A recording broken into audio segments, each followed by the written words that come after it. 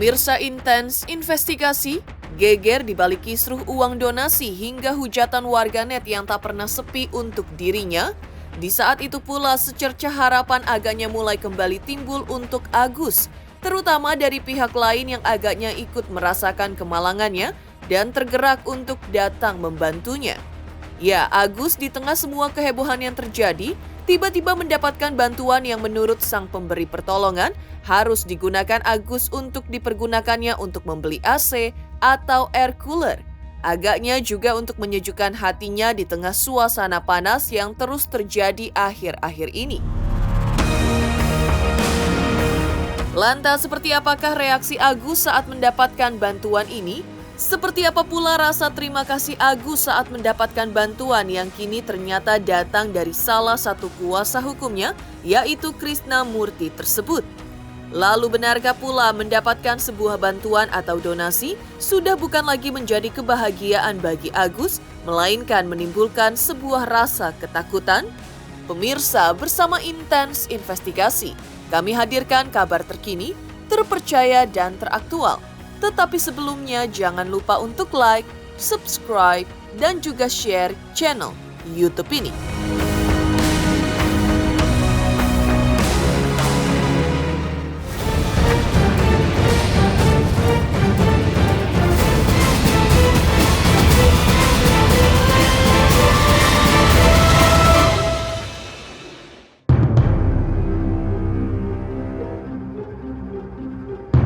Mengutip sebuah pepatah bijak yang mengatakan akan ada sebuah hikmah di balik semua permasalahan yang datang, pepatah inilah yang agaknya tepat untuk menggambarkan suasana yang tengah terjadi pada kisruh Agus versus Novi yang kini masih terus bergulir dan seolah tak pernah menemukan kata sepakat. Ya, seperti diketahui, Agus kini tinggal di rumah saudaranya yang sederhana. Setiap malam kepanasan karena tak ada pendingin ruangan membuat Krishna Murthy sebagai kuasa hukum tanpa ragu memberikan uang dolar sebagai bantuan agar Agus bisa membeli AC. Namun di balik bantuan itu, perasaan yang lain seolah berkecamuk dalam diri Agus, seperti yang tergambar dalam video yang berhasil diabadikan oleh tim Intens Investigasi seperti berikut ini.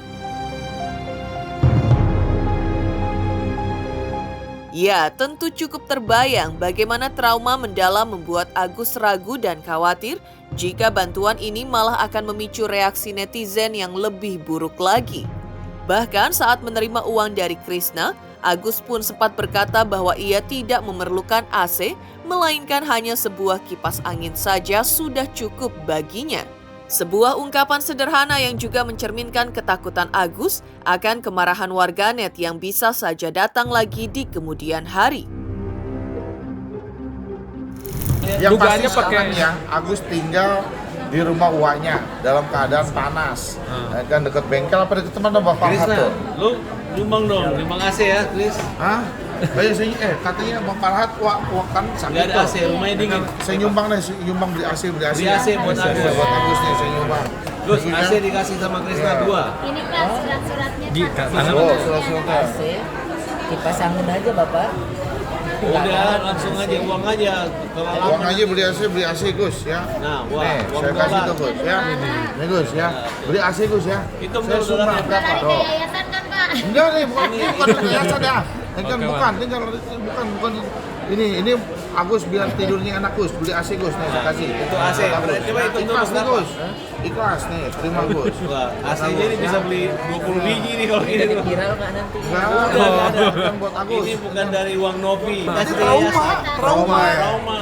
Gus, Masalah itu kamu kayak bersama masalah pembela uang kaum apa? lemah. Iya. Kamu aman Gus, teman-teman saya banyak Gus, lebih banyak daripada uangmu temanku. Tapi bisa dijelasin gak sih Bang, kan tadi kan katanya beli HP itu katanya diduga pakai uang donasi katanya. Pokoknya sekarang mereka tinggal uang dolar gara-gara dihujat sama netizen dan petisi.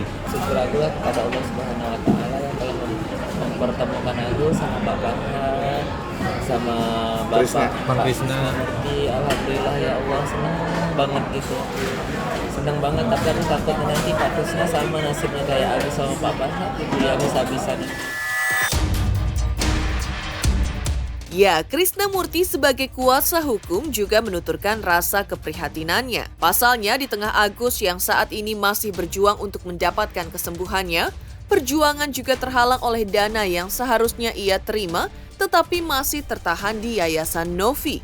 Bagi Krisna, ini pun juga bukan sekadar kasus hukum, melainkan polemik dan konflik ini di mana ada seorang pria yang membutuhkan dukungan dan kesempatan untuk sembuh, namun seolah dihalang-halangi oleh pihak lain. Maka dari itu, Krisna pun tak segan menegaskan pada Novi dan pihak yayasan agar segera membuka jalur komunikasinya dengan Agus. Ia percaya bahwa setiap bantuan sekecil apapun bisa menjadi harapan bagi Agus yang tengah berusaha bangkit. Krisna juga menegaskan tidak masalah jika pihak Yayasan Novi ingin mengontrol penggunaan dana tersebut, asalkan dana itu benar-benar disalurkan untuk pengobatan. Karena baginya pula, waktu adalah hal paling berharga bagi Agus yang juga lebih membutuhkan dukungan lebih dari sekedar kata-kata. Nah sekarang begini, sekarang artinya bahwa uang dari Agus telah disetor ke yayasan ya Gus ya? Udah disetor ke yayasan. Lalu sementara uang yang disumbangkan donasi ini adalah untuk pengobatan Agus. Karena menggunakan nama Agus. Ya sekarang tinggal Novi maunya bagaimana? Itu aja. Mau bagaimana nih? Mau melanjutkan pengobatannya Agus? Meneruskan perjalanan pengobatannya Agus dengan uang itu, atau uang itu mau diapakan? Nah itu justru tanya Novi, jangan tanya kita. Bukan masalah dilaporkan atau tidak dilaporkan. Karena ini untuk pengobatan, sekarang duduk dong. Seperti apa baiknya? Panggil Agus, Novi panggil Agus saja. Novi panggil Agus, ini uang ada di yayasan. Lalu berlanjut ke pengobatan seperti apa? Kalau misalkan itu dibalikin ke Agus, lalu yayasan Novi akan mengontrol pengobatannya Agus, misalkan, kan juga nggak masalah juga. Oh pengeluarannya Agus bersedia kan, nggak ada masalah kan? Ya, Misalkan kan kayak gitu perjanjian. Iya, perjanjian begitu kan? Iya, uang misalkan dibalikan lagi nih ke Agus, lalu dari yayasan mengontrol pengeluaran uang Agus, nanti Agus mereport ya kan, oh ini pengeluarannya untuk pengobatannya ini, pengobatannya ini, kita juga nggak keberatan, nggak masalah. Justru sekarang karena uangnya ada di Novi, jadi nggak bisa pakai nggak bisa. Ya, justru Novi yang harus panggil kita dong sekarang, karena uangnya kan dia William ya. Kita jadi nggak bisa apa-apa, artinya uangnya ada di Novi, justru Novi yang panggil kita, maunya seperti apa, kita ikutin, ayo kita ikutin, duduk.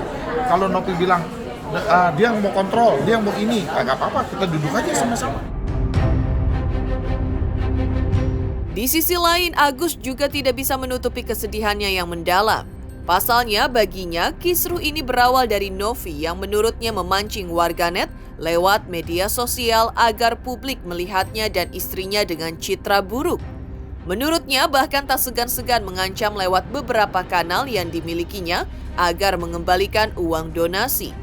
Agus juga menuturkan telah menyimpan semua ancaman tersebut yang semua tersimpan rapi di tangannya.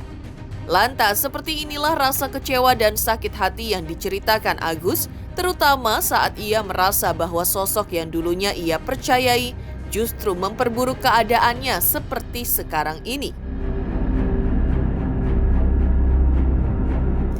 Jadi tuh dia mulanya tuh ya nggak tahu nyari-nyari kesalahan kayak gitu deh, terus dia ada tekanan-tekanan juga gitu di story-storynya dia gitu. Maksudnya untuk memancing netizen, untuk memancing untuk mengikuti itu, untuk supaya kita tuh kelihatan jelek lah gitu, supaya kelihatan kayak diiringi jelek lah gitu semuanya gitu. Kayak istri saya dibilang bayar kasih pinjaman ke Wawa untuk bayar utang 95 juta gitu, 100 juta gitu-gitu. Jadi kan netizen tuh seolah-olah mendudukkan kita terus tuh. Nah setelah itu dia posting lagi dari komenan netizen. Postingannya itu postingan jelek, bukan postingan yang bagus-bagus yang dia ingin. Ya orang yang ngelihat kan seiringnya waktu, wah makin jelek aja nih keluarganya Agus gitu. Jadi kita dengan keadaan begitu kan kita takut, terus dia mengancam menyalahgunakan sumbangan donasi, ya menyalahgunakan. Ada bukti ancaman-ancamannya ada ya? Ya palingan dia bilang ada di chat ya buktinya ya, semuanya ya. Dia Terus paling konser langsung kayak gitu. Nanti kalau misalnya nggak dikasih kita laporin ini katanya gitu. Pokoknya dia nama yayasan dibawa-bawa terus itu. sama yayasan, padahal yayasan ingat ya, yayasan punya rekening sendiri, Agus punya rekening sendiri.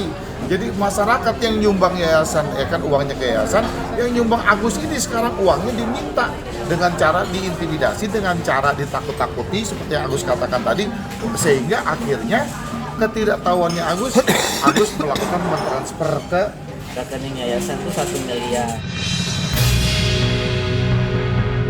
Sementara itu di tengah memanasnya kisruh ini, memang kabarnya juga muncul komentar tajam dari Denny Sumargo terhadap Farhad Abbas.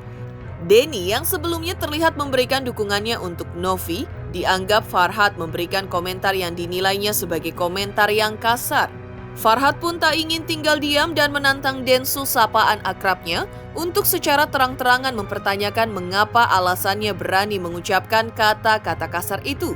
Farhad juga merasa geram dan memperingatkan Denny. Pasalnya menurutnya Denny tak memahami situasi sebenarnya yang terjadi dari aksinya yang seolah menekankan ia membela Novi. Kalau pembicaraan saya dengan Denny Sumargo, Denny menyalahkan Novi. Denny saat ini masih tanya-tanya, siapa itu Novi? Denny juga ragu bagaimana sistem pendonasian melalui yayasan. Menyalakannya gimana? Ya, hah? Menyalakannya maksudnya gimana? Denny udah bilang, lo udah gue ingatin, kalau terjadi audit nanti gue nggak bela lo lagi. Ke Novi? Dia bilang ke saya. Kalau Denny bilang fitnah, ayo. Ya kan? Maksudnya dia nggak bela Novi maksudnya? Kan Denny ada ngomong, itu kan sebenarnya Denny punya podcast terakhir itu kan menjebak Novi, itu kan buat masukan buat kita. Bahwa lu uang itu akan 3 hari nanti bisa digunakan bebas untuk itu kan siapa yang mengamanahkan bilang uang donasi 3 hari uang masuk yang membuka itu kan memang tidak transparan. Ya perilaku orang ini memang suka ngomong gitu ya. Coba aja berani terang-terangan ngomong sama saya, ya. Berani dia menghina saya, ya. Denny, lu ngomong kasar, gua lu kalau berani ngomong sama saya, ya. Kamu siapa? Saya nggak takut. Kamu lah yang membuat ulah ini sampai ini terjadi seperti ini. Kamu terlalu membela Novi. Ya, saya nggak usah membalaskan yang kotor. Yang kotor itu yang ngomong kotor. Lihat perilakunya dia. Kalau saya pengacara, saya dokter.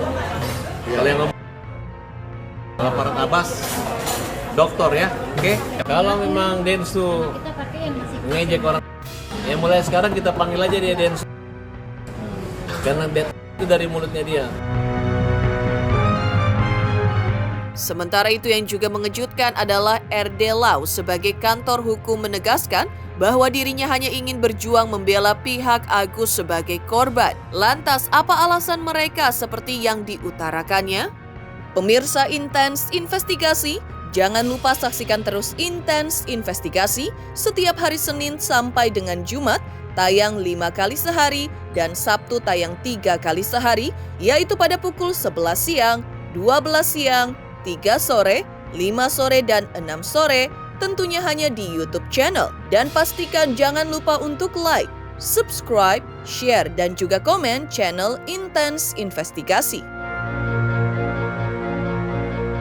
Selamat untuk Intens Investigasi karena sudah mencapai 3 juta subscribers di YouTube. Sukses selalu and all the best!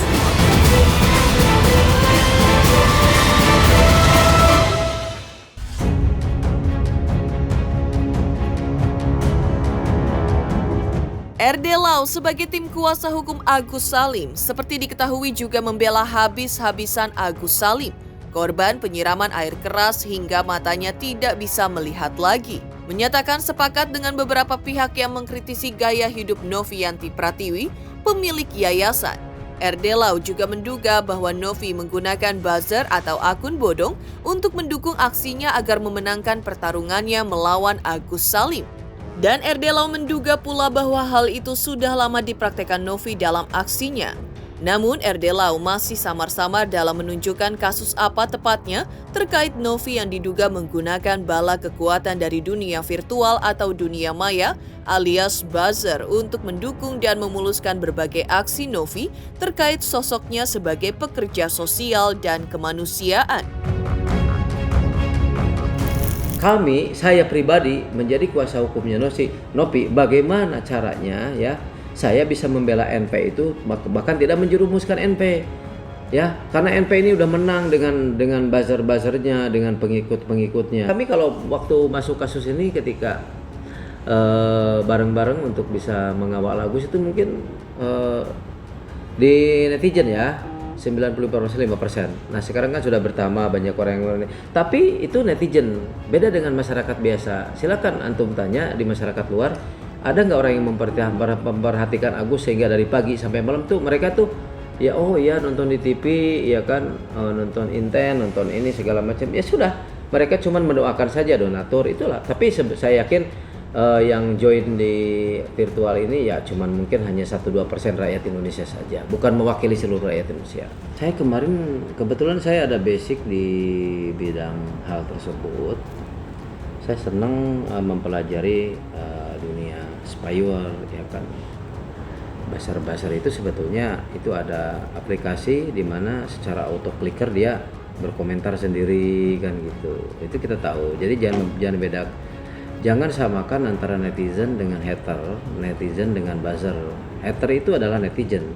Kalau di dunia sosial, hater adalah perilaku pembenci gitu kan. Nah, jadi masyarakat pun tidak semuanya baik gitu kan. Nah, bahkan ini bisa digerakkan secara masif dengan teknologi aplikasi sehingga buzzer itu bisa bertyping berkali-kali sesuai dengan perintah dari tuannya. Itu yang paling berbahaya. Nah, ketika ada serangan-serangan kepada Agus juga nggak mungkin netizen itu coba kalau Kanopi itu mengkeep mereka ya kan, bahkan kami patut menduga juga Kanopi itu dari dulu sering banget memakai tim IT untuk melakukan hal seperti itu. Banyak saksinya.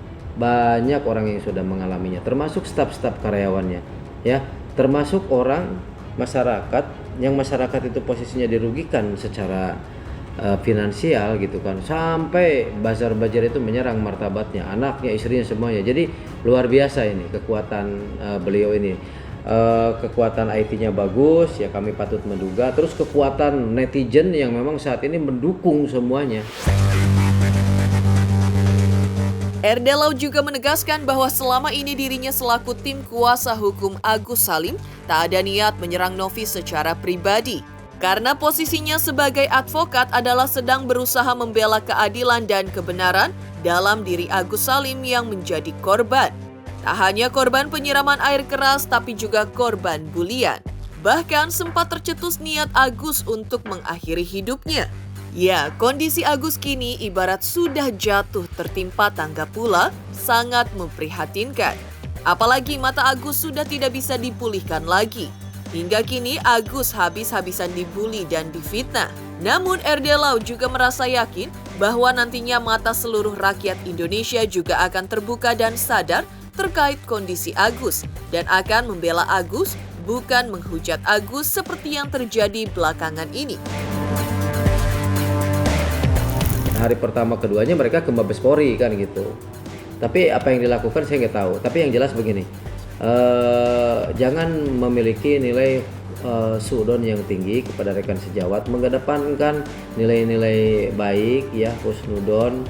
Yang jelas saya selama ini tidak ada secara pribadi saya menyerang pribadi mereka, tidak ada. Tapi biarkan saja publik yang menilai. Di sini itu saya sedang membela keadilan, sedang membela hak-haknya Agus.